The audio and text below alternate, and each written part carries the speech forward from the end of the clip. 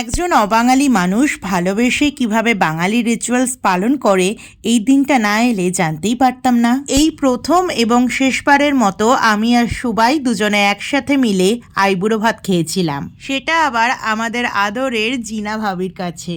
লিট্টি চোখা বাদ দিয়ে ভাবি আমাদের থালিটা সাজিয়ে দিয়েছিল বিভিন্ন বাঙালিয়ানা খাবারে, যেমন মাছ, মাটন, 5 রকমের ভাজা, পায়েস, চাটনি। আর সেই দিনের ভাবির হাতের শুক্তোর কথা কি বলবো, দেখে মনেই হবে না ভাবি বিহার থেকে এসেছে, মনে হবে ভাবি বাংলারই। আমাদের দুজনের বিয়ে নিয়ে সবচেয়ে বেশি এক্সাইটমেন্ট ছিল এই মানুষটার। ভাবি কিন্তু প্রথম হুজুগটা তুলেছিল, আপনি দেওয়ার কি বারাত লেকে লো চলি মে, ধরে বেঁধে ঠিক বিয়েটা দিয়েই দিল আমাদের। মাঝের মধ্যে খুব রাগও হয় ভাবির উপরে, বাবু খুব ভালো ছেলে, বাবু খুব ভালো ছেলে এই বলে বলে ভাবি আমার বিয়েটাই দিয়ে দিল। তবে সে যাই হোক, আমরা কিন্তু দুজনেই ভাবিকে খুব ভালোবাসি, কারণ আমরা জানি ভাবি ভাবির দেওয়ারকে খুব ভালোবাসে, আর তার থেকেও বেশি ভালোবাসে ভাবির একমাত্র দেবরানীকে। ঠিক এমন ভাবেই আমাদের মনকা রিলেশন যেন সবসময় অটুট থাকে।